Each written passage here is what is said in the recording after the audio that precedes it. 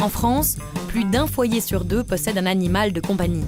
65 millions d'amis choyés, chouchoutés. Les Français sont souvent prêts à sacrifier leur budget pour soigner ceux qu'ils considèrent comme un membre de leur famille. À la moindre urgence, ils n'hésitent pas à alerter leur vétérinaire. Ainsi, chaque année, on dénombre plus de 100 000 interventions en urgence pour secourir ses fidèles compagnons. Des chiens, des chats, mais aussi des iguanes, des furets, des serpents. De nouveaux animaux de compagnie qui nécessitent des soins rapides, car ils sont plus fragiles. Dans certains cas, la survie de l'animal est aussi un enjeu économique, comme pour les chevaux de course. Ils peuvent valoir des millions d'euros, alors à la moindre blessure, il faut agir vite. De même, pour les éleveurs en période de crise, la perte d'une vache ou d'un veau peut devenir une catastrophe et remettre en cause la survie d'un élevage. Quartier Général vous entraîne parmi les vétérinaires de l'urgence, des professionnels qui agissent vite pour sauver la vie de nos amis les bêtes.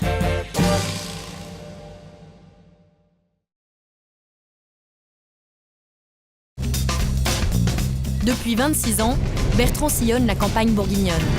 En cas de problème, c'est lui que les éleveurs appellent. Bertrand est en alerte 24 heures sur 24. Ouais. Les urgences de Michael, ce sont les animaux de compagnie. Chiens, chats, lapins, Michael intervient en pleine nuit et à domicile comme SOS médecin. Non. À Nantes, Hélène et Olga assurent les week-ends de garde aux urgences vétérinaires. Le samedi et le dimanche, c'est le seul service ouvert de toute la région. Fabrice Rossignol est chirurgien équin. Il n'a parfois que quelques heures pour opérer les chevaux blessés, des futurs champions entre la vie et la mort.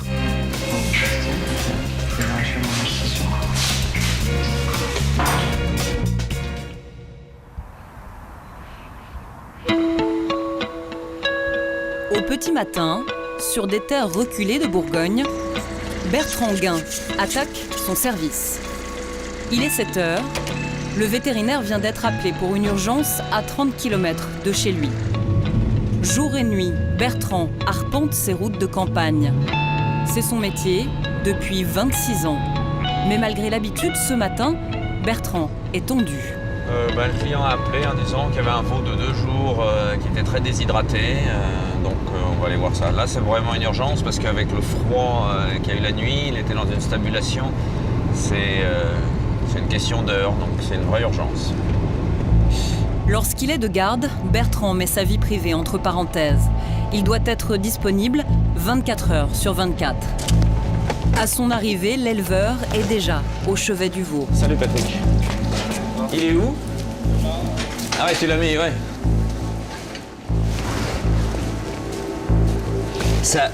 Et hier soir, il allait bien? Hier soir, il était bien. Putain, il est dans le coltard, il fait une septicémie. Aïe, aïe, aïe. Celui-là, il est mal en point. Bon. C'est un mâle, une femelle? C'est une infection du sang qui s'aggrave de minute en minute. Il faut agir vite, l'état du veau ne cesse d'empirer depuis ce matin. Ouais. Non mais t'as vu, il est vraiment dans le coma complet.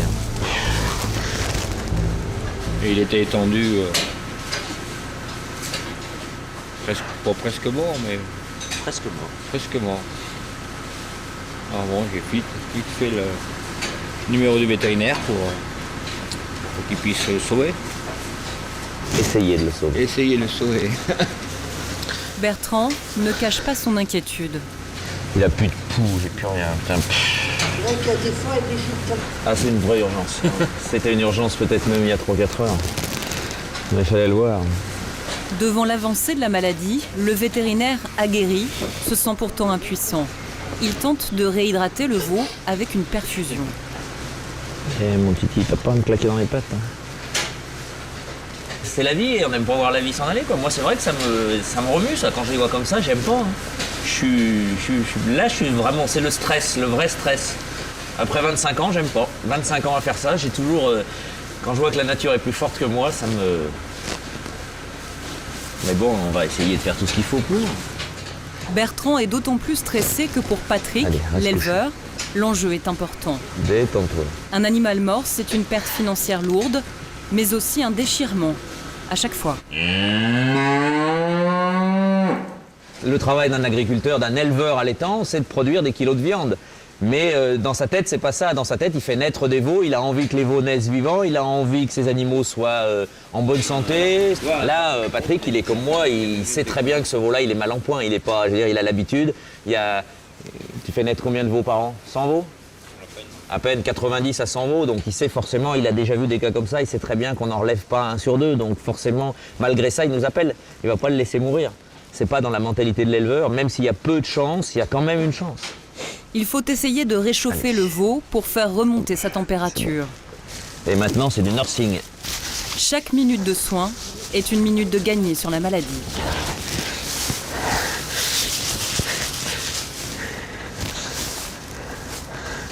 Là, maintenant, il faut espérer que les médicaments fassent effet. Arrivent à être plus forts que les bactéries. Elle est froide tout le monde. Ouais, mais tu vois, il tient sa tête quand même. Ça va peut-être... on va voir. Bon, je suis un peu moins stressé. Le veau semble reprendre du poil de la bête. Bertrand reviendra le voir dans quelques heures. Il n'y a plus qu'à attendre.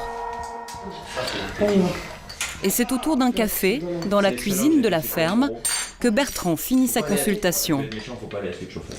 Bah non, C'est un petit moment de plaisir, c'est un moment de convivialité qu'on aime bien. Puis il y a des maisons où on le boit assez souvent, c'est vrai. Ça dépend. Puis on parle un peu d'autre chose, des enfants. Enfin les enfants maintenant c'est plus des enfants, c'est des adultes. Alors. ça empêche pas d'en parler. Ça empêche pas d'en parler. C'est aussi pour cette ambiance, pour ces échanges, que l'ancien citadin s'est installé ici et qu'il a choisi cette vie. 40 000 km par an sur les routes de Saône-et-Loire, des journées de voiture, des appels qui s'enchaînent. Avec la période des naissances qui commence chez les vaches, les prochains jours vont être très agités. Bertrand est attendu dans cette ferme pour une vache qui a du mal à accoucher. Y a quelqu'un?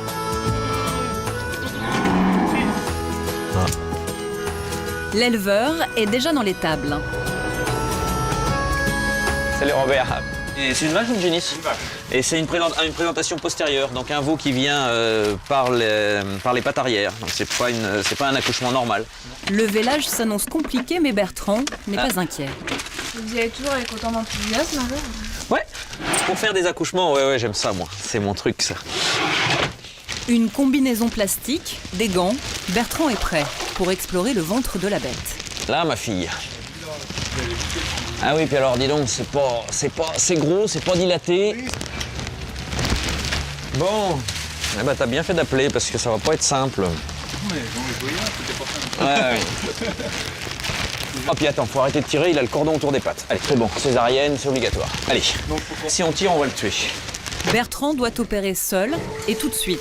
Son matériel est toujours prêt dans sa voiture, au cas où. Alors, tout ce qu'il faut pour faire une césarienne, du savon, un désinfectant, une trousse à césarienne qu'on prépare au bureau avec du matériel stérile, des gants propres et autres pour essayer d'être le plus propre possible, un tranquillisant, et on est parti. Donc là, c'est la table d'opération. Ouais. Enfin non, c'est la table pour le matériel. La table d'opération, c'est la vache. Pas de bloc opératoire, le vétérinaire opère au beau milieu de l'étable. Sur les césariennes, comme on opère dans un milieu qui est contaminé, puisqu'on n'est pas dans une salle d'opération stérile, même si on a du matériel qui ne sert qu'une fois, qui est stérile, qu'on essaie d'être le plus propre possible, de bien désinfecter, on est quand même dans un milieu hyper contaminé. Donc on a intérêt à faire des antibiotiques. L'éleveur a commencé à tondre la vache. Elle restera debout tout au long de l'intervention. Et malgré le remue-ménage, elle semble plutôt sereine. Là, elle est bien, là. Hein. Elle est pas stressée. Ah non, elle n'est pas stressée. Hein. Elle est gentille, c'est bien. Vous n'avez pas d'infirmier là? C'est les éleveurs. Oui, voilà. C'est les éleveurs qui m'aident, qui font les assistants. Allez, il n'y a qu'à se mettre pas trop près. Pour faire sortir le veau, Bertrand insiste sur le flanc gauche de la vache. Là. Allez, ma grande, bouge pas. Problème, Doucement, allez. le veau est placé Voilà. de l'autre côté. Et puis elle a tous les intestins de ce côté-là. Le veau, il doit être complètement de l'autre côté. Ça, c'est pas normal. Elle va m'emmerder, celle-là. Je le sens. Oui, évidemment. Donc, c'est super compliqué. Eh ben, ma fille, tu fais rien pour m'aider. Hein. Ça y est, je suis là. Donc là, j'ouvre vers la tête du veau, de l'autre côté. Bertrand est paniqué. Si la vache reste ouverte trop longtemps, elle risque une infection. Voilà, le veau est là. Je vais repousser ça. C'est dingue, hein. Jamais ça fait ça. Hein. C'est pour ça qu'elle mangeait moins bien ce jour. Ah oui, parce que le veau est complètement sous là. Il faut remettre le veau dans la bonne position et le plus rapidement possible. Le veau est mal tourné en fait. Le veau est tourné sous la panse.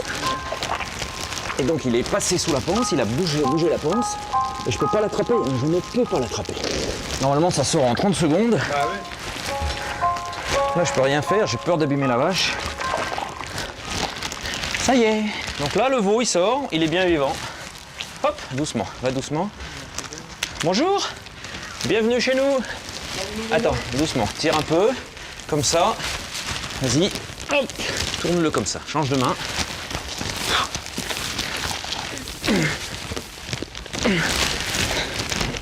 C'est bon, c'est bon. Hop, voilà. Tiens, mets-lui bien devant le nez, elle a l'air de vouloir le voir. Tiens, il est gros. Hein. Le veau est encore un peu sonné, mais il est en bonne santé. La vache le découvre pour la première fois. Moins d'1 minute plus tard, elle l'a apprivoisé et le lèche, malgré son ventre, grand ouvert. Des césariennes, j'en ai fait 5000. Et celle-là, des comme ça, j'en ai encore jamais fait. Donc c'est nouveau. Quelques minutes plus tard, le veau tient déjà debout. Merci. L'éleveur est soulagé. Attends, je vais nettoyer. Comme de nombreux agriculteurs, il a beaucoup souffert de la crise économique. La césarienne coûte 200 €, mais elle lui permettra de revendre le veau plus de 1 000 € dans quelques mois. C'est que ça fait une note en plus, quoi. C'est surtout ça. Donc, mais trop bon. En principe, s'il vient, c'est qu'il y a quelque chose, un problème. Et puis, quand il y a un résultat, donc c'est vivant derrière. Bon. On oublie plus vite. Parce que les temps sont plus durs en ce moment. Donc, Ah, très dur pour le moment. Les bêtes se vendent mal, alors donc... C'est pas régulier, les ventes. Mais là, vous êtes content? Ah oui, très content. Bah, il y a un gros veau, donc bien vivant. Donc on va essayer qu'il profite bien. On pourra le vendre dans 1 an, si tout va bien.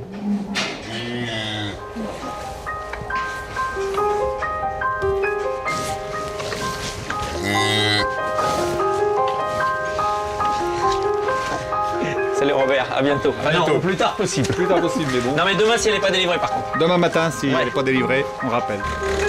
Bertrand ne tarde pas, il veut retourner voir le veau malade de ce matin, atteint par une infection du sang foudroyante. Ouais, monsieur Gars, c'est pas la peine d'aller chez Fayard Patrick, le veau est mort. D'accord, ouais, ça va parce qu'il s'y attendait un peu. Ah bah oui, tout à fait, non, mais ça c'est sûr, ils n'ont pas été surpris. D'accord, bon bah merci de me prévenir. Par contre, j'entends plus rien, moi. Hein. Pour ce veau malade, il est trop tard. C'est dur. Ouais, je m'y attendais, honnêtement, je m'y attendais un peu, mais c'est pas marrant parce que quand on s'investit pour essayer de soigner une bête, j'aime pas que la nature soit plus forte que moi, ça me gave. C'est la vie. Bertrand est dépité. La vie et la mort des bêtes, c'est son métier, son quotidien, mais toujours une douleur, un regret.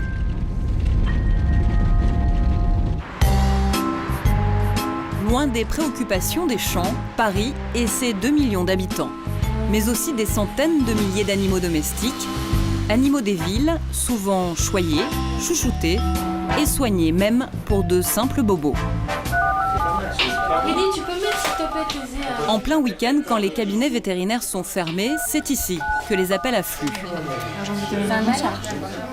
Au standard des urgences vétérinaires, des médecins à domicile, comme pour les humains. Oui, madame, je suis le vétérinaire du service des urgences. Non, je vais prendre... Une dizaine de vétérinaires se relaient, nuit, week-end et jours fériés compris.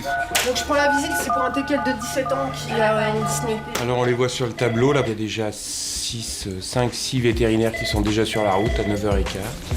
Et il y en a 4 qui vont bientôt commencer. Ce week-end, Michael est l'un des vétérinaires de garde et une nouvelle urgence est signalée. La dame, elle est paniquée. Hein. Tu y vas? Comme SOS médecin, Michael se déplace chez les particuliers.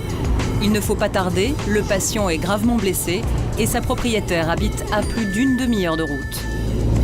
On envoie des informations sur l'intervention sur mon téléphone directement. Donc là, c'est une petite chatte qui a 7 mois, donc un animal très jeune. Et voilà, donc qui vient de tomber du 3e étage. Les chats qui tombent de plusieurs étages, dans leur jargon, les vétérinaires les appellent des parachutistes. Avec l'arrivée des beaux jours, c'est l'une des interventions les plus fréquentes et Michael est équipé en conséquence. Donc ça, c'est une bouteille d'oxygène. Sur des chutes un peu violentes, on peut avoir des traumatismes thoraciques et voilà, apparemment l'animal respirait pas très bien, donc si c'est nécessaire, on le mettra sous oxygène. Lorsque Michael pénètre dans l'appartement, la chatte est allongée sur la table. Voilà. Pratiquement inerte.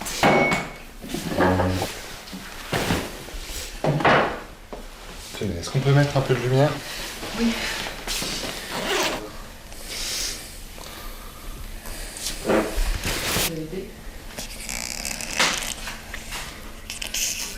Vous voyez? Je vois. Tenez, je vais avoir besoin d'un petit coup de main. Tenez, vous allez me tenir le masque comme ça? Oui. L'animal n'a plus aucune réaction. La propriétaire est bouleversée. Ce qui est sûr, c'est qu'il y a des dégâts qui sont très lourds. Oui. Voilà.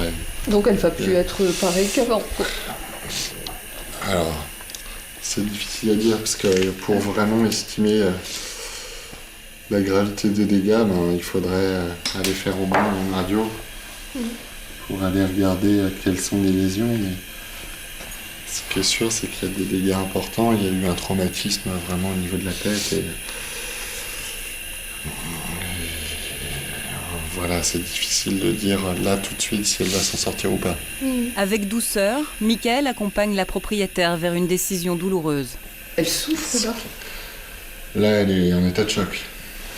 D'accord. Elle a une température qui est très basse, il y a probablement des lésions au niveau cervical, il n'y a plus de réaction. Non. D'accord. Elle a une hypothermie majeure, voilà, le pronostic n'est pas forcément très bon, voire même plutôt mauvais. D'accord. Ce que je veux, c'est qu'elle ne souffre pas, donc qu'est-ce que vous me conseillez? De la piquer? Disons que ça peut être une solution raisonnable. Raisonnable? Voilà, compte tenu de la gravité de la situation. D'accord. Maintenant, voilà, si vous voulez qu'on aille faire une radio pour regarder non. Si vous me quel est l'état de la colonne, quelles sont les lésions. Non, je pense que si vous êtes sincère, je suppose que oui, votre but c'est plutôt de sauver. Donc, bien sûr, c'est de la soulager en tout cas. Voilà. Bon, vous voulez qu'on s'arrête là? Bah oui. D'accord. Je m'en veux. C'est pas de votre faute, hein. Ça... On va couper. Pour soulager la petite chatte, Michael lui fait une première piqûre.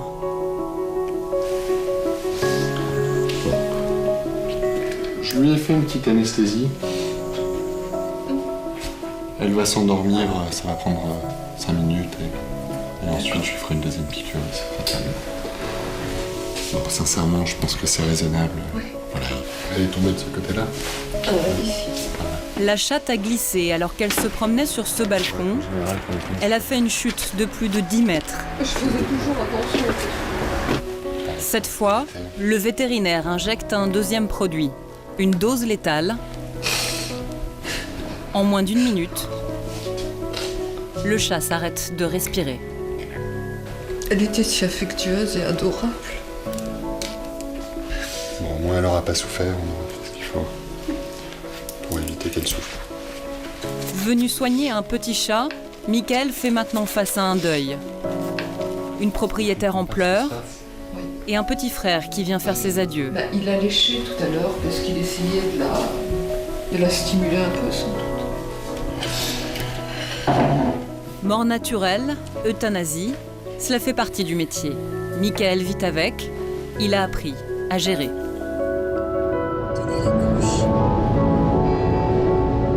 Ça fait quand même un certain temps que je travaille dans un service d'urgence, donc c'est une situation quasi quotidienne. On voit des choses malheureusement très graves tous les jours, donc on prend nécessairement un peu de recul pour gérer son stress, et voilà, il faut surtout réussir à gérer le stress des autres. Je pense que voilà, l'animal de compagnie prend une place de plus en plus importante dans la société en général et dans la famille en particulier, donc c'est un membre de la famille et voilà, et nécessairement aujourd'hui on s'en occupe et on fait ce qu'il faut pour le soigner quand il est malade. C'est un peu comme un enfant. Donc voilà, c'est loin, ça va flatter. Mais déjà un nouvel appel. Il s'agit cette fois de donner la vie. Un accouchement dans le 7e arrondissement de Paris. D'accord. Ça se passe là, voilà. Okay. Vous avez de la lumière du jour, donc si ça peut vous aller.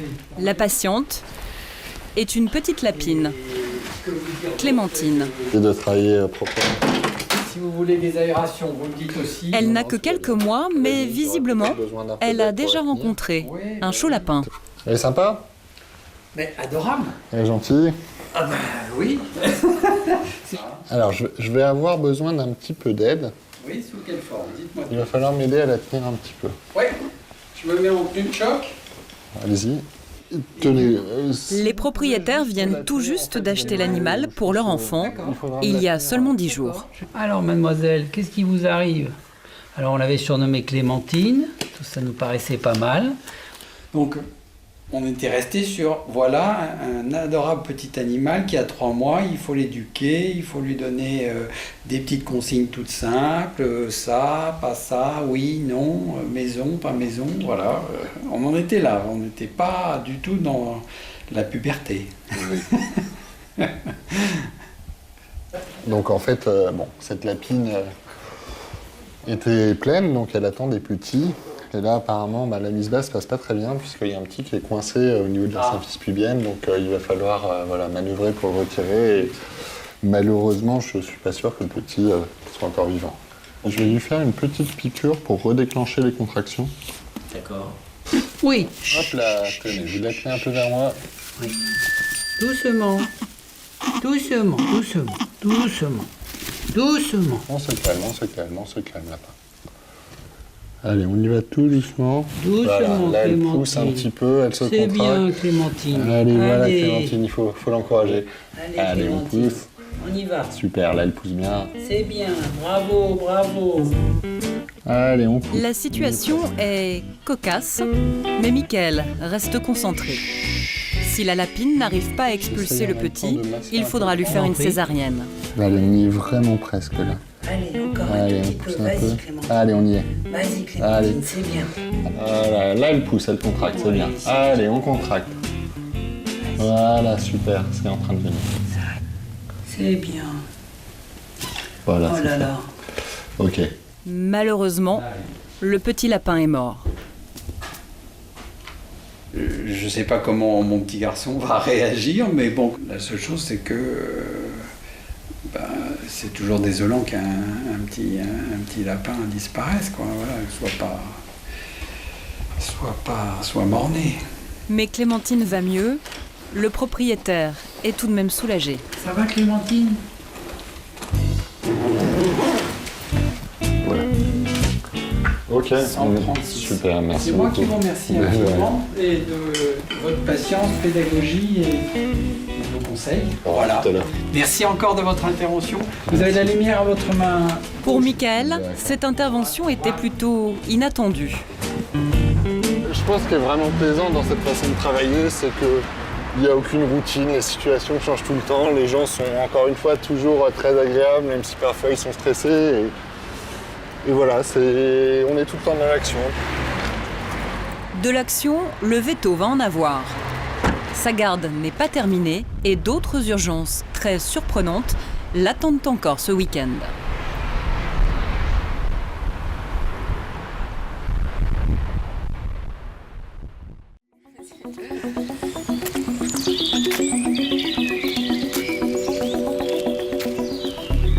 Service d'urgence, soins intensifs, laboratoire d'analyse, radio, bloc opératoire.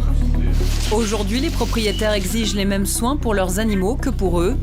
À l'école vétérinaire de Nantes, les installations sont quasiment équivalentes à celles des hôpitaux. Ce matin, le service des urgences est sur le pied de guerre. À la tête de l'équipe ce week-end, 2 internes, Olga et Hélène. Les 2 jeunes femmes n'ont que quelques minutes pour s'organiser avant les premières consultations. Le samedi, c'est toujours un peu la course. Le service est l'un des seuls de la région à accueillir des animaux blessés en urgence.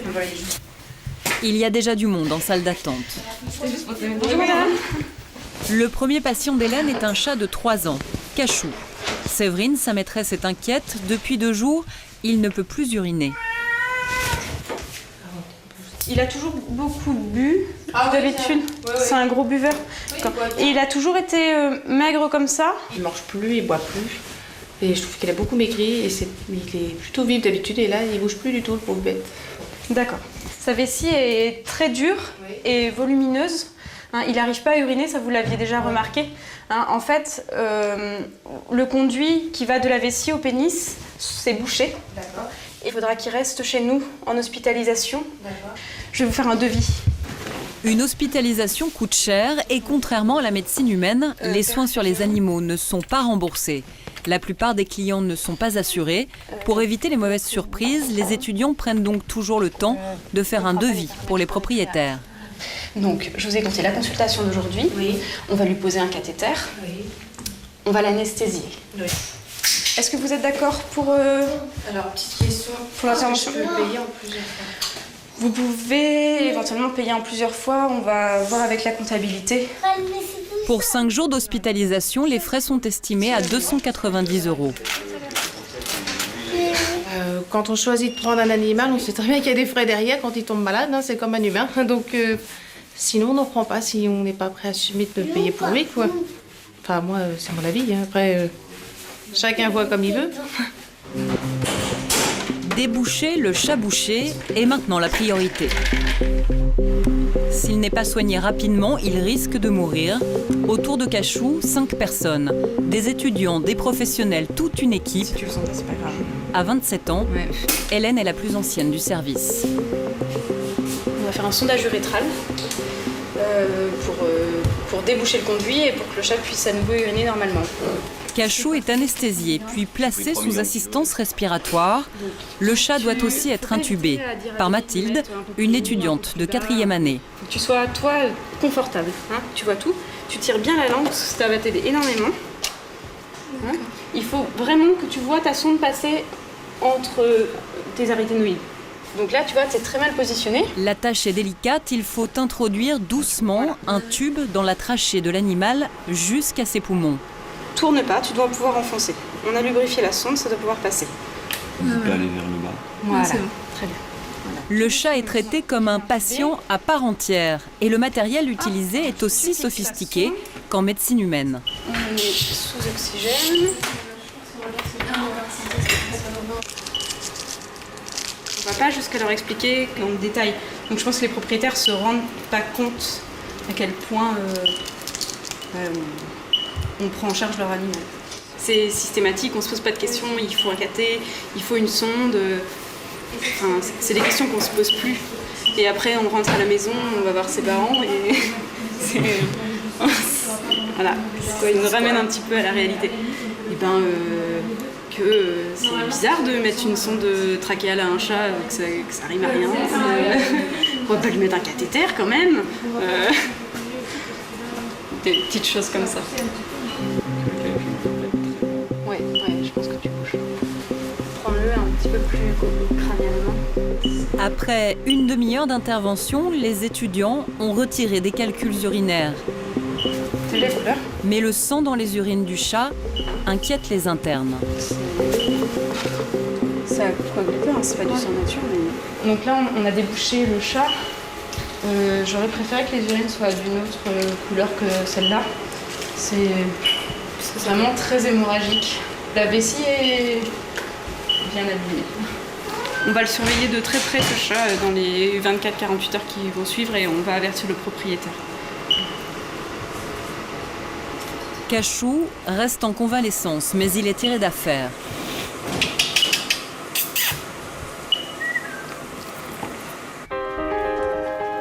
Comme aux urgences d'un hôpital, les patients se bousculent. Il s'agit cette fois d'un petit bigle, Socrate, qui a avalé un bout de caoutchouc. Opéré il y a 2 jours, le chien a été placé en soins intensifs, mais il a fait une rechute. Non, il est pas En catastrophe, on le ramène aux urgences. Énormément dans la journée ce matin. D'accord. Donc, depuis ce matin, il fait le prieur. Oui. Il a très mal au ventre, je pense. Oui.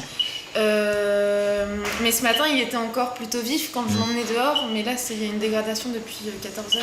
D'accord. Bon, on y va, on tarde pas. L'intervention est complexe.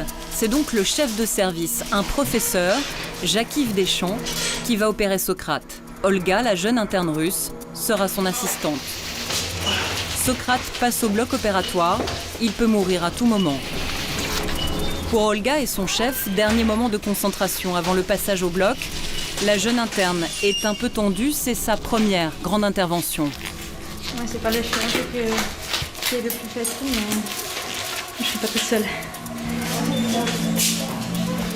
Même si le patient est un chien, on opère dans un bloc entièrement stérile. Toute la durée de la chirurgie, un anesthésiste surveille ses fréquences cardiaques. Sous les yeux des étudiants, le docteur Deschamps ouvre l'abdomen du chien. Ouais, c'est bien, très bien. Voilà, c'est tout jaune. Ça ressemble à une péritonite biliaire.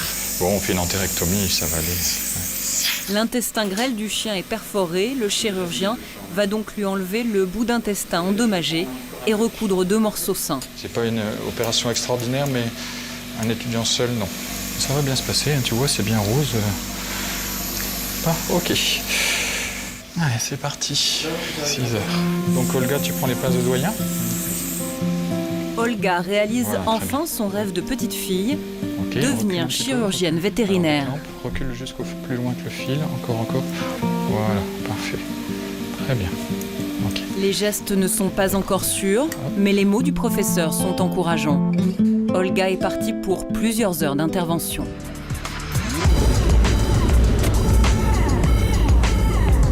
En région parisienne, Michael vient d'être appelé pour une urgence à domicile dans le 16e arrondissement. L'immeuble est où? C'est l'immeuble qui est un peu en retrait? D'accord, super, bon bah tout de suite. Mais dans la jungle urbaine, les animaux ne sont pas prioritaires.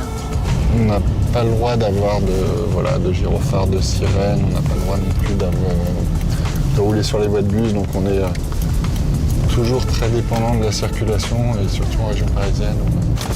Michael est attendu par une petite chatte au comportement étrange. Merci. L'animal n'arrête pas de miauler et semble hystérique. Elle m'a dit au téléphone, je l'ai enfermée dans la chambre. Je sais pas, elle a pété un plomb, elle s'est mise à courir, elle hurlait, mais c'était comme un petit bébé qu'on égorge. Sa propriétaire est affolée. Oui, venez. Choche, viens mon amour. Voilà, elle est levée là depuis tout à l'heure, elle hurlait. Mission du veto, rassurer la maîtresse et rester zen. Tenez, venez avec moi, asseyez-vous sur le lit. Mais malgré ses efforts, Shoshana, la petite chatte, n'arrive pas à se calmer. Sa maîtresse est de plus en plus excédée. Ça, attendez, on va essayer de la poser calmement. Attendez, hop. Alors, petit chat, attendez, on y va tranquillement. On se détend, tout va bien. Regardez, on va, attendez. Essayez de vous détendre, essayez de la détendre. J'ai arrêté de fumer, je suis allée m'acheter un paquet de clopes tellement j'ai stressé. Michael, lui, reste concentré sur son enquête. Il faut rapidement trouver la cause des symptômes de Shoshana. Lâchez-la 2 secondes, on va regarder ce qu'elle fait. Les minettes, qu'est-ce qui t'arrive? Pour essayer de trouver des indices, il étudie le comportement de l'animal. La chatte a les pupilles complètement dilatées et se frotte comme si sa peau était irritée. Je l'ai jamais vu comme ça. Sur la défensive, Shoshana refuse que le vétérinaire l'ausculte. Parce que là, elle veut pas qu'on la touche. Arrête, bébé. Non mais je suis là. Et apparemment, c'est cette oreille-là qui est douloureuse. Vous voyez, elle a l'air d'avoir mal. Oui, ça va aller. Je crois qu'elle me fait pipi dessus. Ah. La chatte est incontrôlable. Attention, vous faites pas mal, lâchez. Lâche et on lâche. Ok. Michael suspecte une intoxication, il questionne la propriétaire. Est-ce qu'il y a eu des tremblements, des convulsions? Non, c'est-à-dire que tout d'un coup, elle s'est mise dans cet état-là et alors j'ai mis de la bouillie bordelaise. Je vais vous montrer le... Voilà, j'ai mis de la bouillie bordelaise express sur mes plantes. Et c'est pas mauvais, j'ai demandé à mon... Le produit incriminé, un pesticide acheté chez un fleuriste et la chatte se serait frottée aux plantes. Qu'est-ce qu'elle a? Pour l'instant, je sais pas. Choche, ça va aller, chaton. Oui, elle a dû se balader, bien sûr. Parce qu'en fait, c'est un produit irritant. Ce qu'on va faire, c'est qu'on va essayer d'appeler le centre antipoison. Ça ressemble fortement à une intoxication. Mais ça peut pas être un poison quand même, il m'a pas vendu ça, je vais lui casser la gueule demain. Non, mais calmez-vous. Oui, bonjour, Michael Luxembourg. Dites-moi, en fait, je vous appelle, j'ai un chat et je suspecte en fait une intox à de la bouillie bordelaise. C'est possible et auquel... En fait, en gros, le chat se gratte, se plaint. J'ai vu sur la boîte que c'était un produit irritant, que ça pouvait entraîner une sensibilisation par contact avec la peau. Je vais lui éclater la tronche. Michael a eu le bon réflexe. La spécialiste confirme que le produit utilisé est bien toxique pour les animaux. La meilleure chose à faire, c'est de laver le chat. D'accord. Et pour laver, ce qu'on conseille, c'est du liquide vaisselle, du savon de Marseille ou des shampoings physiologiques. D'accord, très bien. D'accord, super. Bon, on va faire ça. Non mais en rêve, on va jamais la coller dans la baignoire. Hein. Oh, putain, je l'ai jamais lavé de ma life. Seule solution pour évacuer le pesticide irritant, la douche. Mais Shoshana n'entend pas se laisser faire. Dans la baignoire, c'est un fauve. Pour la laver, Michael va devoir s'y prendre à 2 fois. Visiblement, la chatte n'apprécie pas la douche thérapeutique. Arrête, ça va aller. Ça va aller, mon bébé. Quelques minutes plus tard, la chatte est comme tranquillisée. Là, c'est que ça lui fait du bien. Le rinçage commence à faire son effet. C'est bon, on va la sécher. Ouais. Vous avez une serviette? Oui, bien sûr. Vas-y, lâchez-la, je pense que... Oui, elle bouge même plus. On va bien la sécher. Shoshana retrouve un tempérament normal et la propriétaire aussi. Oui. Voilà, super. Oh, c'est super. Oh, mon fifou. Oh. Et voilà, c'est Ouais, bon, mais là, ça y est, bien et ça devrait aller beaucoup. Je vais la sécher au séchoir, je pense, tranquillement. Oh, hein. vous continuez à la serviette. Sinon, D'accord. vous le mettez vraiment... faut pas que ce soit trop chaud. Hein. D'accord, formidable. Merci, c'est gentil. Non, mais c'est gentil à vous. Voilà. Rentrez bien. Merci à et vous. bon courage. Le montant de la consultation s'élève à 176 €, le prix de la tranquillité.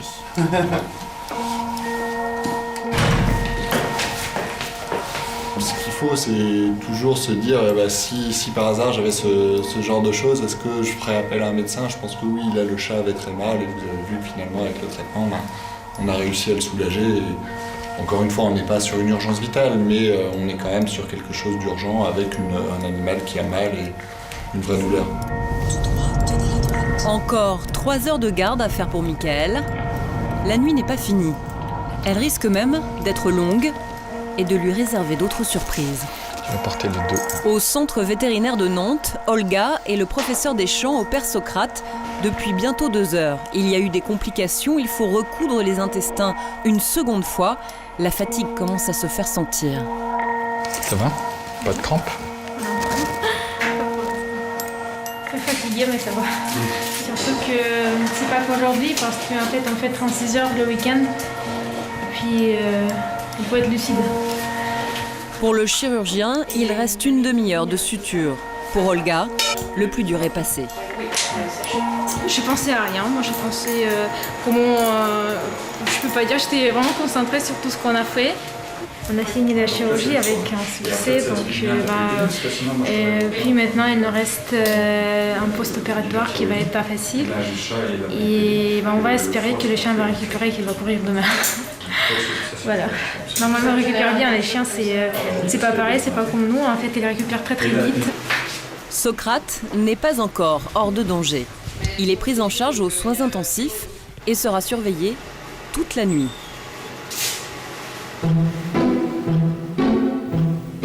Dans la salle des consultations, Hélène accueille un nouveau patient, Saxo, un petit équel de 10 ans. Ses propriétaires ont fait plus d'1 heure de route pour l'amener aux urgences. Depuis 2 jours, il est complètement apathique. Pour comprendre ce dont souffre Saxo, Hélène analyse le sang du petit chien pendant que ses propriétaires patientent en salle d'attente. Saxo souffre d'une pyroplasmose, une maladie transmise par les tiques. Donc on a vu des parasites dans son sang qui détruisent les globules rouges. Donc ça, chez lui, c'est ce qui est responsable de tous ces symptômes en fait. Il va falloir intervenir assez vite du coup sur ce chat. Oui, ce chien-là, il va falloir qu'on le garde. Hélène doit prévenir les propriétaires. On a fait les analyses, on a fait un frottis sanguin et il y a des parasites dans les globules rouges qui s'appellent des pyroplasmes. Donc ces petits parasites-là, en fait, vont dans les hématies et les font éclater. D'accord. D'accord. Mais enfin, il n'est pas à l'aube de la mort quand même. Ben, c'est réservé. Non, mais le pronostic est réservé. Je ferai tout pour pas vous annoncer des mauvaises nouvelles dans les prochains jours, mais je peux pas vous donner un pronostic. D'accord. Son atteinte est sévère. Et ça pouvait être vérifiable avant ou pas? C'est 48 heures qu'on fait. Les propriétaires culpabilisent, la jeune vétérinaire peine à trouver ses mots. Je pense que vous n'avez pas à vous en vouloir par rapport à ça, parce que vous voyez les urines qu'il a maintenant. Moi, je veux bien vous croire en disant que hier, il n'y avait rien et que... Oui, hier, il y avait quelque chose. On était chez le vétérinaire. Voilà, vous avez fait... Avant-hier, il n'y avait rien. Ses maîtres ne s'attendaient pas à un tel diagnostic. Je vais vous faire un devis, oui. Que vous soyez au courant des... Oui. Je vais faire un devis assez large.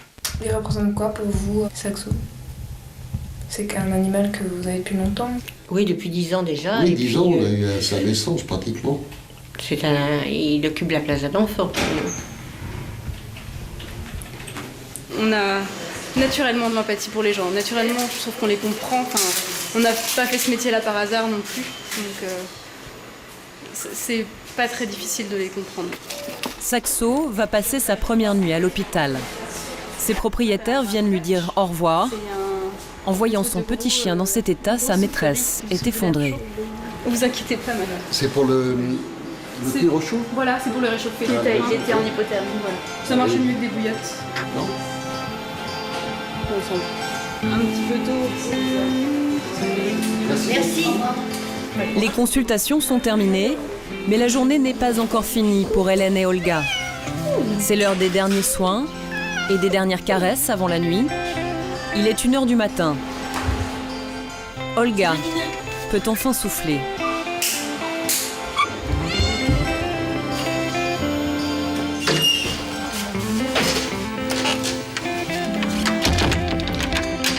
Les urgences ferment, mais l'interne reste sur place, en alerte. On dort avec le téléphone à côté. Si jamais il y a quelqu'un qui appelle pendant qu'on se repose, dans ce cas-là, on décroche le téléphone tout de suite et les gens ils arrivent tout de suite. Et puis on les accueille même la nuit, quoi qu'il arrive. Des fois, c'est pas possible ni de se reposer ni rien. Dans la salle de repos, Olga va s'allonger quelques heures en attendant la prochaine urgence.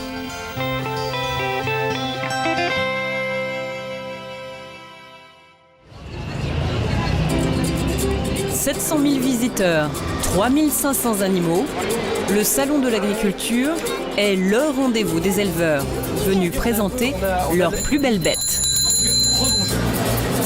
Pour défiler à Paris, les animaux sont sortis de leur champ. Et Bertrand, de sa campagne. Depuis 10 ans, chaque année, il quitte sa Bourgogne pour soigner les bêtes de concours du salon. Je prends mon service comme vétérinaire du centre de soins, c'est-à-dire que je suis responsable avec un autre vétérinaire de la santé des animaux du salon de l'agriculture. Voilà. C'est ce qui est intéressant de venir ici, c'est que ça change. On côtoie d'autres animaux, d'autres espèces, enfin d'autres races, d'autres espèces, des animaux de concours. Donc je me prépare pour je prépare ma petite boîte de base. Qu'est-ce qui me manque? Des aiguilles comme ça, un thermomètre ou deux, mon cahier d'ordonnance. Voilà, pareil pour 48 heures. À partir de maintenant, Bertrand est de garde. En cas de maladie, c'est lui qui doit soigner toutes les vaches du salon. Bon, c'est quoi ton prénom? Anne. Anne, ça va, c'est pas trop dur à retenir. Trophée des lycées. Mais encore faut-il arriver à les trouver. Lecta, ah c'est là. Le salon, ce sont des milliers de stands et d'exposants. Le plus dur, c'est ça. C'est le monde. Pardon. Avec toutes mes excuses. Attention, petit bonhomme. Le campagnard est totalement perdu dans les allées. Et pas très à l'aise pour circuler dans la foule. Ah, c'est affreux. Je suis nul. Je cherche une vache qui aurait une boiterie. Allez voir, merci. Aïe, aïe, aïe, aïe, aïe, aïe. Ah! Attends, mais il y en a là non plus? J'ai regardé, il n'y a pas de signe. Bon. Alors, dans ce cas-là, on va faire téléphone. Allô, je suis le vétérinaire, je te trouve pas. Bah, je suis vers les trophées des lycées, mais je suis à côté de 2 Prix Holstein, mais... Un peu avant Paul, d'accord. Ok, repéré. Merci, j'arrive. À tout de suite. Paul. Allons-y. Oh bah c'était tout près. L'éleveur est stressé. Sa vache doit défiler dans 2 heures. Avant droite, bon. Si elle boite encore, il n'a aucune chance de gagner le concours. Ah putain, oui, d'accord. Arrête. Allez, donne ta patte. Ah, t'es pénible, ma fille. Allez. Mais ça lui fait mal quand je mets... C'est une dermatite interdigitée, donc c'est un panari. Ça veut dire que c'est juste inflammé un peu là. Ouais. Ça dépend des moments, des fois. Ouais, ouais. Vas-y, c'est bon, lâche le pied. Par contre, elle marche quand? On est vendredi. On répète qu'on fait. Ah ouais, cet après-midi, on va une porcin. Bon, donc je vais lui faire un anti-inflammatoire pour calmer la douleur. Par contre, je vais lui faire en intraveineux. Direct? Direct. Combien elle pèse? 730 kg, oui, c'est bon. Je lui fais en intraveineux. Pour les éleveurs, manquer un concours, c'est un peu rater le salon. Et rater le salon, c'est un peu rater son année. 38,6, température normale. Tout va bien. C'est un peu stressant au début, mais bon. Les plus stressés, là, c'est les éleveurs, hein. C'est pas les vaches. Donc c'est une vache, elle a 4 pattes, elle a un pis, c'est une vache normale, une panse, elle rumine, donc faut pas... Ça va, tout va bien. Mais pour manipuler une bête de 730 kg, mieux vaut connaître la technique. Ah, mets-lui les doigts dans le nez. Secoue, un petit peu. Voilà, ça y est, c'est bon. Hop, d'accord. Donc là, t'es sûr d'être dedans? Ouais.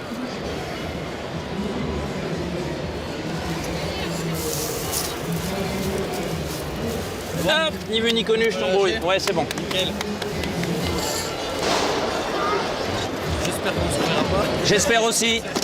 C'est bien, c'est que même au salon, j'entends ça. J'entends ça toute la semaine, au plus tard possible, même au salon. J'espère qu'on ne se reverra pas.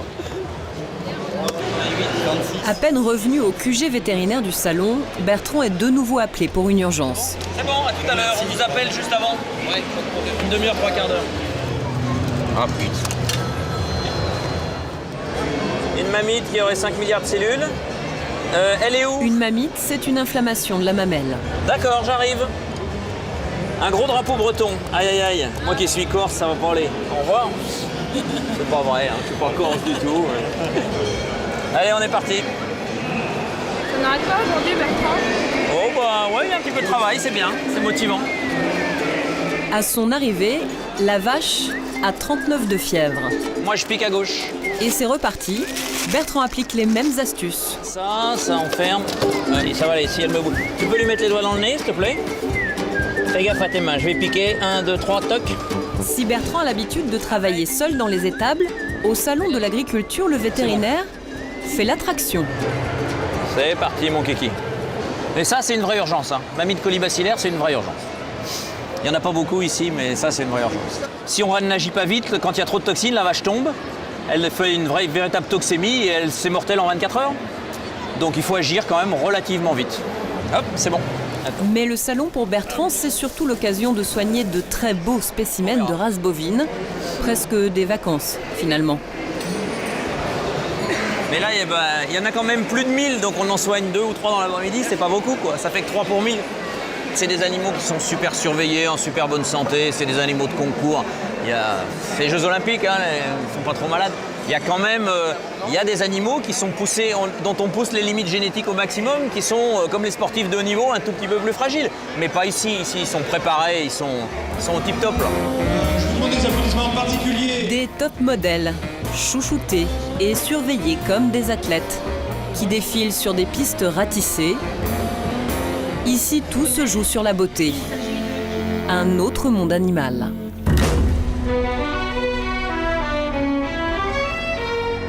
Des sportifs de haut niveau, poussés au maximum de leur performance, c'est le quotidien des chevaux de course hippique. Nous sommes au domaine de Grosbois, dans le Val-de-Marne. Ici, la vie s'écoule au rythme des trotteurs et de leurs entraînements. 1500 chevaux de compétition venus du monde entier, des champions qui peuvent valoir jusqu'à 1 million d'euros. Au centre du domaine, la clinique vétérinaire, l'une des plus renommées de France en chirurgie équine. Aujourd'hui, l'équipe est en alerte. Rocky, l'un des meilleurs coureurs du centre, s'est blessé. Le cheval s'est violemment cogné contre une barrière pendant l'entraînement et présente de multiples fractures à l'arcade. Pour Fabrice Rossignol, le vétérinaire qui va l'opérer, la chirurgie est indispensable. C'est un cheval de course et donc si le cheval perd un œil, sa carrière est fortement compromise. Voilà. Pour opérer ces animaux de 500 kg, la clinique déploie des moyens considérables. Avant de l'endormir, Rocky est placé dans une salle spécialement capitonnée pour l'anesthésie. Quelques minutes plus tard, Rocky est complètement KO. Ah bon, moi il s'est couché comme un bébé. Le cheval pèse 453 kg. J'ai jamais vu ça, c'est bien. Et pour transporter un patient de cette taille, l'équipe a installé un treuil. Les fractures comme celle de Rocky sont rares chez le cheval. Pour le docteur Rossignol, cette chirurgie est exceptionnelle. C'est délicat pour 2 raisons. L'œil est pas loin, c'est-à-dire si on perce trop loin, on risque de toucher l'œil. Donc on aura pire que ce qu'on a là. Et enfin, c'est une chirurgie qu'on fait très peu. Et donc par rapport à toutes les chirurgies qu'on effectue en urgence, cette chirurgie est une chirurgie qui est rare. Et donc, comme tout ce qui est rare, elle doit être pensée et on n'a pas de réflexe. On doit improviser un petit peu en fonction de ce qu'on va trouver. L'opération commence. Il faudra plusieurs heures pour reconstruire l'arcade de Rocky. Dans les écuries, un nouveau patient vient d'arriver. Rayon appartient à un poney club. La jeune femme qui l'a amené pense qu'il souffre de douleurs digestives. Pour le moment, il est incapable de courir ou de trotter. On pensait qu'il était en colique en fait. Donc il se roulait beaucoup, il essayait de se coucher tout le temps. Ouais, donc on a fait venir les vétérinaires. Ça vous inquiète? Oui. La colique est l'urgence numéro 1 chez le cheval. La jeune femme avait raison d'être inquiète. Rayon a bien un problème aux intestins. Il est examiné en urgence. Émilie, la vétérinaire, lui fait une échographie. Toujours est-il qu'il est toujours déplacé, ça c'est sûr. Le diagnostic est mauvais. C'est pas tout à fait ce qu'on espérait. Le côlon est coincé près de la rate. Il faut en discuter avec les propriétaires. Donc il y a toujours l'option d'aller en chirurgie, de le remettre manuellement en chirurgie. Ou alors d'attendre, sachant que c'est possible que ça passe pas. Mais c'est sûr que le pronostic vital est engagé. S'il n'est pas opéré, Rayon peut mourir en 48 heures. Mais l'opération coûte très cher, près de 4 000 €, et les propriétaires hésitent, ils n'ont pas l'argent. Rayon vit peut-être ses dernières heures. Dans le bloc opératoire, Fabrice et son assistante terminent l'opération de Rocky. L'intervention était difficile, mais l'œil droit du cheval est sauvé. Les 2 chirurgiens sont particulièrement satisfaits. Celui-là, il est important pour moi parce que d'abord, c'est une chirurgie qui est délicate, que je suis content d'avoir bien fait, parce que j'étais pas sûr de moi. Ensuite, parce qu'il appartient à la femme de quelqu'un que je respecte beaucoup, qui est un très bon entraîneur. Et qui continue qui fait une carrière très correcte. Donc bon, voilà, j'ai pas envie qu'elle s'arrête là, la carrière. Voilà, c'est bon. Parfait. Bon, ben, impeccable. Allez, petit loulou. Oui, très bien. C'est bien passé. Et maintenant, on va penser au suivant. Donc, je vais appeler les propriétaires. Fabrice doit maintenant s'occuper de Rayon en urgence. Le cheval du Poney Club peut mourir à tout moment s'il ne l'opère pas, mais ses propriétaires n'ont toujours pas donné leur accord. Le chirurgien veut voir s'il peut trouver une solution avec eux. Dans la salle de réveil, Rocky commence à reprendre connaissance. Pour l'équipe qui l'a opéré, c'est une phase très risquée. Encore en état de choc, le cheval de course peut avoir des réactions violentes et se fracturer un membre. Il faut à tout prix l'éviter. Manu, c'est l'ivette. C'est l'ivette. faut juste jouer sur l'équilibre du cheval. Donc, on n'a pas un rapport de force suffisamment important pour les soulever complètement, mais on les aide juste à être un peu plus stables. Deuxième tentative, quelques minutes plus tard. Les jambes sont encore un peu tremblantes, mais Rocky est de nouveau sur le ring.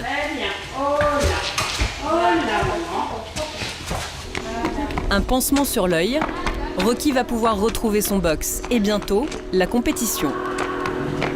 Sa propriétaire, une cavalière suédoise, l'attend dans les écuries et découvre son champion bien amoché.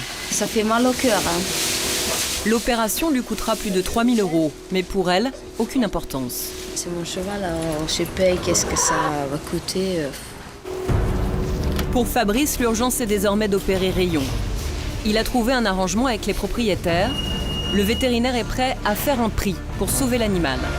Il est 20h passées. Rayon entre au bloc opératoire. C'est une course contre la montre pour les chirurgiens. Le colon du cheval est coincé. Toute la difficulté est de trouver à quel endroit précisément et de parvenir à lui remettre en place. Donc là, c'est des chirurgies de vie, donc il faut essayer de travailler vite, faut gérer 40 mètres d'intestin. 2 chirurgiens, 3 assistants et un anesthésiste. Une intervention vitale mais coûteuse que les propriétaires ne pouvaient pas s'offrir. S'ils opéraient tous leurs chevaux, malheureusement ils couleraient leur boîte. Alors parfois il faut les faire assurer, mais ils n'y pensent pas tout le temps. Bilan, voilà, il y a des gens qui sont quand même attachés à leurs chevaux, mais dont économiquement c'est pas jouable. Je comprends ça très bien, donc du coup j'ai voulu partager un peu l'effort sur celui-là. Parce qu'a priori on a fait vétérinaire pour sauver les chevaux et pas pour les tuer quand on sait qu'on peut les sauver. Maintenant on ne peut pas faire ça pour tous, alors on a fait ça pour celui-là. Rayon, le cheval de Poney Club, a donc eu de la chance. Grâce à cette opération, il est sauvé. Dans quelques semaines, il pourra de nouveau travailler.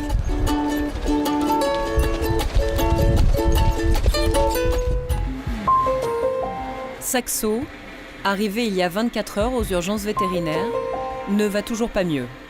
Les étudiants se sont relayés toute la nuit, mais il ne répond pas au traitement. Rien ne garantit que Saxo sera sauvé. Hélène se charge d'appeler les propriétaires. Je vous appelle parce que donc Saxo, son état général, c'est pas amélioré. Ouais, c'est pas amélioré. Et il y a une chose qui nous inquiète, c'est qu'il urine pas depuis qu'il est là. Et je vous avais dit on craignait un peu pour l'état des reins.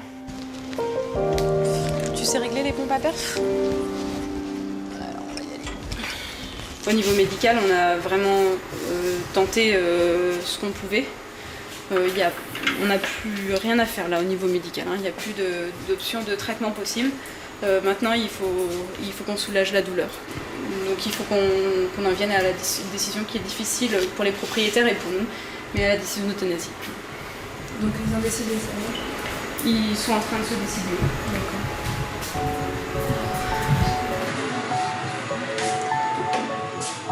Pour Saxo, il n'y a plus d'espoir.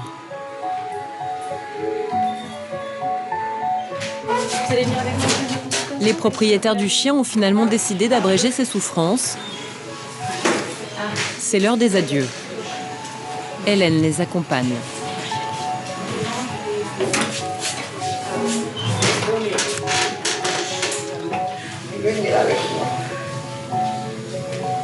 Saxo partira en quelques minutes dans les bras de son maître et de sa maîtresse. Une mort douce et indolore, mais pour la jeune vétérinaire, c'est toujours un acte douloureux. Quand on est aux urgences, on en fait beaucoup. C'est pas anodin, c'est pas un acte anodin. On sait qu'on soulage l'animal, mais voilà, c'est pas quelque chose de facile à faire. Puis surtout qu'on voit la souffrance des propriétaires, on voit les propriétaires qui repartent en pleurs. Enfin, c'est pas facile. Dans la salle de repos, loin du tumulte des urgences, Hélène rédige une lettre de condoléances.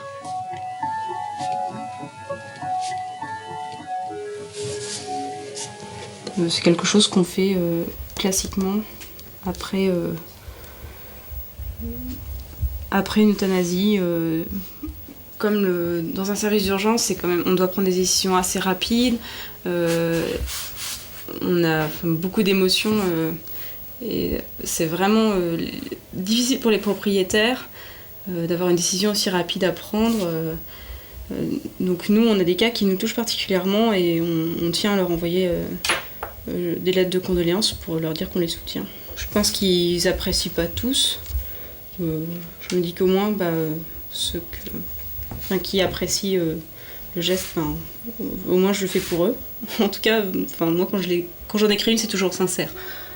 Sinon, on les envoie pas.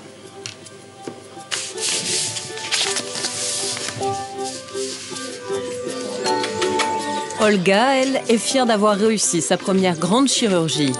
Socrate, le petit Bigle, va beaucoup mieux. 2 jours après son opération, il est déjà en pleine forme. Oui, il va très très bien. Il récupère assez vite et puis il va rentrer chez lui bientôt.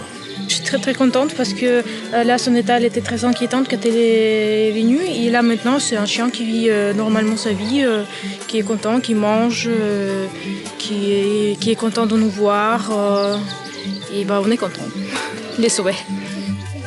Si tout va bien, Socrate retrouvera ses maîtres dans quelques jours.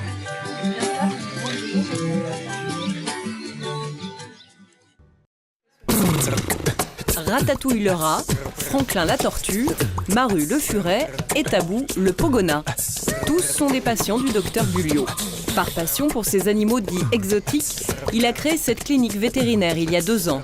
Ici, pas de chiens ni de chats, mais ce qu'on appelle des NAC, les nouveaux animaux de compagnie, des petits mammifères ou des reptiles.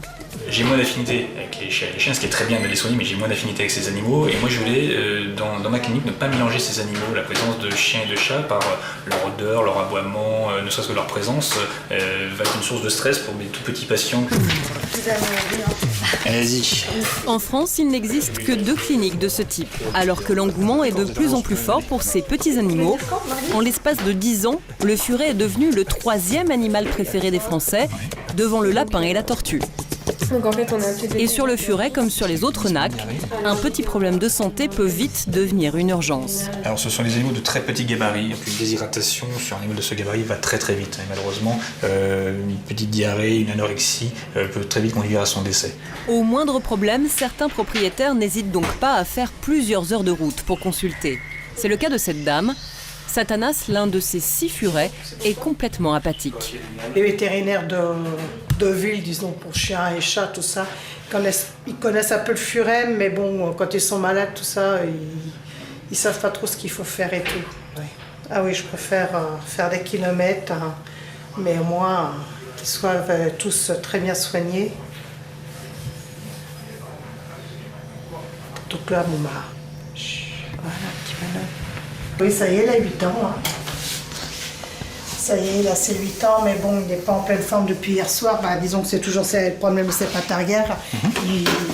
Il se fait même dessus. Hier, il a du mal à tenir sur sa patte arrière, et puis hier, il avait du mal à tenir sa tête, il la penchait.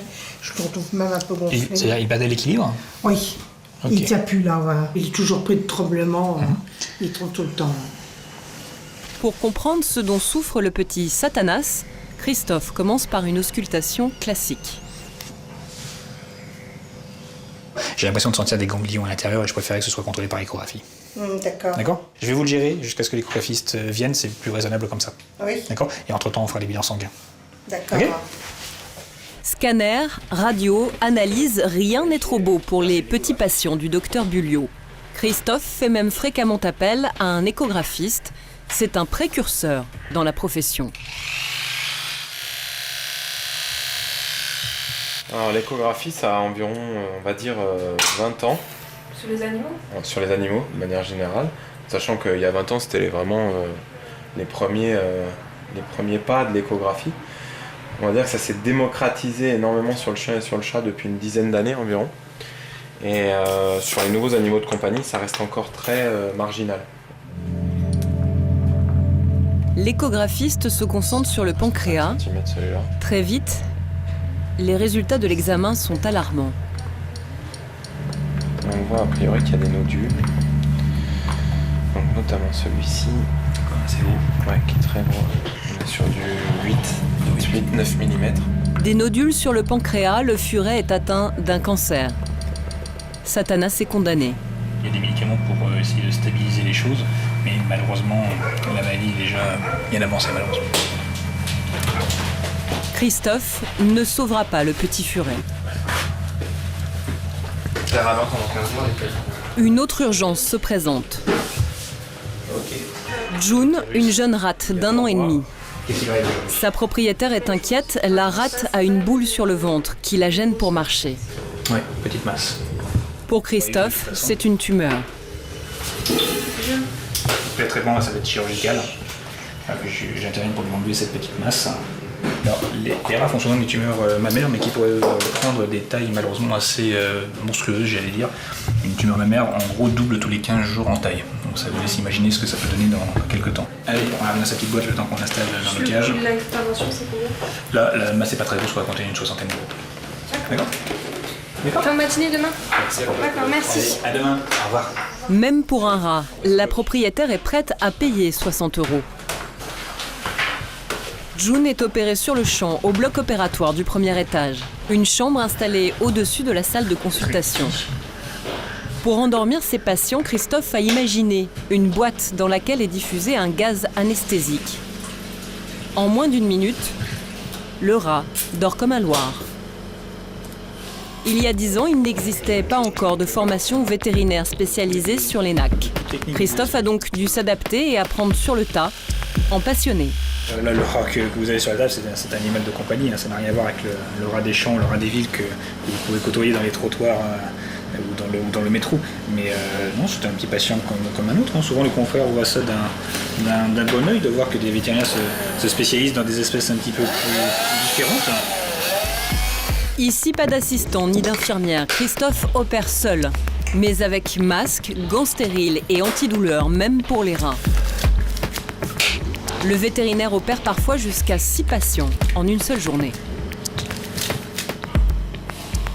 Jongler entre un hamster, un serpent, un furet, et ce en quelques heures, c'est vraiment ce que j'apprécie.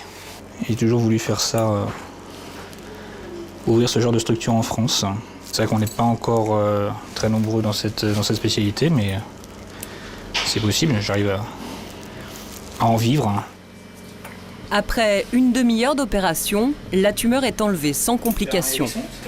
Quelques minutes plus tard, June, la petite rate de compagnie, est déjà réveillée. Regarde, le pouce vers vous. Ce soir-là, à 4 pattes à côté d'une jolie brune, Michael cherche un chat. Là, vous allez lui faire mal, je crois. Le truc, c'est qu'il va bien falloir faire sortir d'ici. Parce qu'on va pas rester toute la nuit ici. Minouche, le chat de la famille, a avalé un fil de poubelle. Il risque une occlusion intestinale. Non, Minouche, ça suffit là. Cela fait déjà une demi-heure que Michael et la propriétaire essayent de le déloger, mais rien n'y fait. Tiens alors. Allez, là il sort. Allez-y, prenez-le.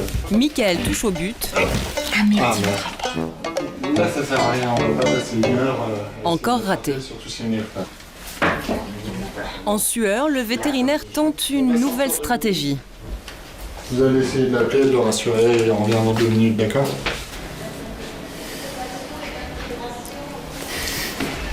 C'est un peu énervant, oui. Mais bon, on arrive toujours à les attraper. Là, c'est vraiment un animal peureux qui va se planquer, mais en général, il a peur parce que le vétérinaire est là. Mais voilà, là, on est dehors, normalement, il va être rassuré, il va ressortir et on va réussir à l'attraper. 15 minutes plus tard, 3e tentative. Allez, fiche le pan. Allez, Minouche. Je vais le pousser. Allez, poussez. Oh, bah voilà, c'est bien, on a récupéré le chat. Et cette fois-ci, Génial. Génial. c'est la bonne. Génial. Essayez de le choper, revenez de ce côté-là, chopez-le. Voilà. Et là, le chat. Non, Attendez, il a une patte accrochée. Non, mais surtout qu'il ne retombe pas là-dessous. Voilà, vous ne le lâchez pas. Attention à vous. C'est bon, vous le tenez. Hop. Ok. Ce qu'on va faire tout de suite, on va lui faire une petite tranquillisation.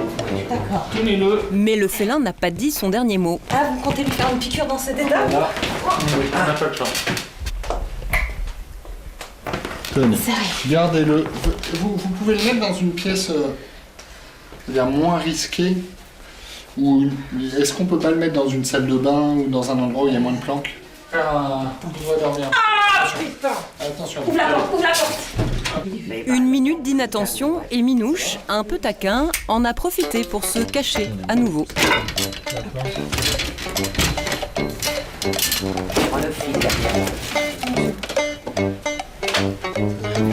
Tenez, on va le mettre. Fermez toutes les portes cette fois-ci. Fermez tout qu'on recommence pas. Voilà, fermez cette porte, fermez toutes les portes. Heureusement, les sédatifs commencent à faire effet. Voilà, il est en train de s'endormir tranquillement. C'est normal qu'il tremble comme ça? Ouais, c'est normal. Ok. Cette fois-ci, Minouche est bien calmé. Voyou, tais-toi. Tenez, venez. On va dans la cuisine. Mickaël va enfin pouvoir l'ausculter. Mais il dort là ou il est pas... Ouais, là il dort. Sous les yeux inquiets des propriétaires, Mickaël retire le fil de poubelle.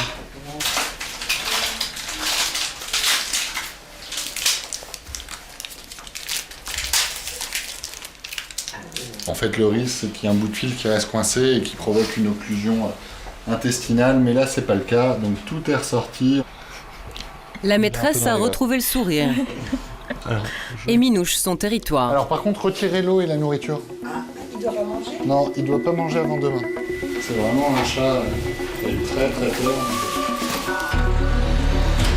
Il est presque minuit. Fin de garde pour Mickaël. Matériel sur le dos, le veto. Rentre chez lui.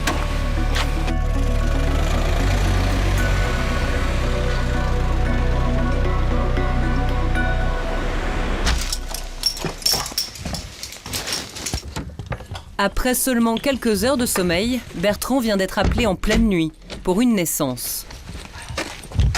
Encore groggy, il doit se rendre dans une ferme à 15 km de chez lui. La clé de By Night, il n'y a pas grand monde, hein? Ah oui. Le réveil n'était pas trop dur? Non, ça va. Ça va. Et puis, c'est une question d'habitude. Ça dure quoi? Ça dure 5 mois par an où on sait qu'on a des vélages, des accouchements la nuit, donc c'est comme ça. Et puis, on finit par s'habituer. Enfin, moi, je m'habitue. 2, j'aime bien travailler la nuit. On est tranquille sur la route. On est une des dernières professions à assurer un service 24 heures sur 24 à nos clients. Ils nous en sont quand même reconnaissants et la nuit, les clients sont toujours sympas. Tu peux la faire mettre debout, s'il te plaît? Il s'agit cette fois-ci d'une génisse, une vache qui va avoir son premier veau. Bon. Eh ben ma fille, elle est pourtant bien faite, elle a du bassin, ouais, à voir comme ça. L'éleveur est inquiet car cette année il a déjà perdu une vache lors d'un accouchement. C'est bien. Au moins comme ça, on est sûr d'y arriver. Bertrand tente de le rassurer, mais l'opération est délicate. Ouais. Le coude s'est engagé tout seul, c'est bon. Non mais ça va le faire. Pour extraire le veau, Bertrand utilise une véleuse. Un instrument qui aide à tirer le veau vers l'extérieur. Parce que ouais, je tire à peine assez. Hop. Ça va pour la pâte à lâcher, évidemment. Voilà. Elle va se coucher sous l'autre, c'est pas grave. Allez ma fille, viens là. Voilà. Parfait. Baisse comme ça, en direction de moi. Allez, voilà. Et il vient, il vient, il vient. Hop, il est fait, il est vivant. Assez rapidement, la tête du veau apparaît. Hop, ça y est, il est fait. Allez. C'est bon. Lorsque soudain... Attends, non, laisse faire. Fais-la, attends. Enlève le veau. Enlève le veau. Ah, garce de vache. C'est l'utérus, elle nous a fait une descente d'organes. L'utérus s'est détaché lors de l'accouchement. L'éleveur est paniqué. Bertrand doit agir vite. Elle est grande. Il faut remettre l'utérus pour éviter une hémorragie. Le veau va bien. Allez, hop. Attache-la. C'est bon, elle est debout. Doucement, doucement, doucement. Voilà. Pour éviter de nouvelles contractions et que l'utérus ne retombe, il faut mettre une sangle autour de son abdomen. Là, on va doucement, on va doucement. Hop, voilà. Trop. Ouais, c'est bon. Bon. Voilà, ma fille. Qu'est-ce qu'il nous fait? Un peu musculo-musculaire, cet accouchement. Je m'attendais à tout, sauf à ça. Non, ce qui m'a fait peur, c'est quand la vache, bon, on est obligé de la détacher pour qu'elle se lève et qu'elle retombe. Et c'est toujours un peu stressant pour tout le monde parce qu'on a toujours peur qu'elle se saigne, qu'elle aille pas bien. Allez, regarde. Regarde ce que t'as fait. Alors, c'est une génisse, elle en a jamais fait. Donc, elle sait pas ce que c'est. Elle n'a pas forcément l'instinct maternel. Hey. L'éleveur n'est pas serein. Il craint pour la santé de sa vache et de son petit. Si elle ne s'en occupe pas, le veau risque de mourir. Attends, on va lui mettre... Attends, doucement, on va lui mettre du sel. Pourquoi le sel? Parce que les vaches aiment bien le sel. Et en mettant du sel sur le petit veau, ça peut lui faire... lécher. Donner envie de lécher le petit veau.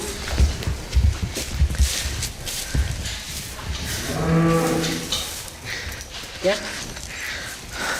Allez. Non, elle va se coucher. Là, elle fait exactement ça. Voilà, tiens. Allez, couche-toi. Couche-toi tranquillement. Voilà. Quelques minutes plus tard, l'astuce a payé. Ça y est, elle le lèche, voilà. Donc elle va l'aimer. Donc la vie est belle. Ah, ça, j'aime bien ça. Voilà. C'est bon.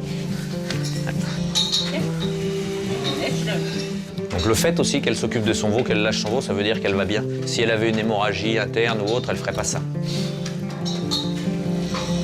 C'est ça qui me plaît dans la naissance, c'est après, une fois qu'on a fini le travail. Le travail, c'est vrai que là, c'était un peu... Ça aurait dû être un vélage tout simple.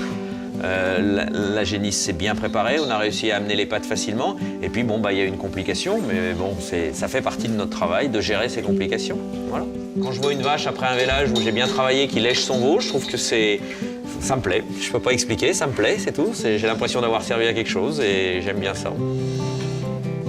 Oh, puis elle se fout bien comme il faut. Ouais. Elle vient de faire un veau, hein. Eh, oh. Quand on fait un... Comment vous étiez, vous, après la naissance d'un grand machin comme ça? Ouh, c'était pas si grand. Un quart d'heure après le faire partir. Non. Bon, allez, on est parti. Au revoir. Au revoir, merci. Allez,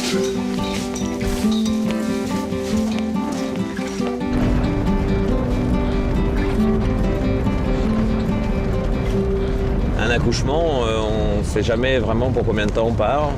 Une demi-heure aller-retour ou jusqu'à 2 heures. Et puis on peut très bien, le téléphone peut sonner pour repartir.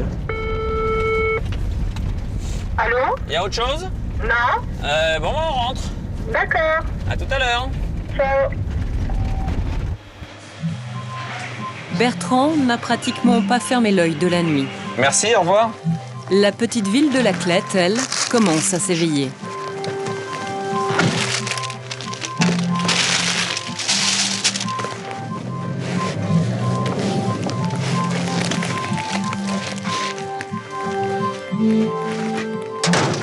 Et là, je vais aller regarder ma campagne depuis l'arrière de la maison.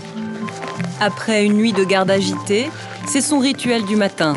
Quelques minutes de pause, malgré le froid. Depuis 27 ans, l'ancien citadin ne se lasse pas de ce spectacle. C'est simplement pour ça que j'aime être là, aussi.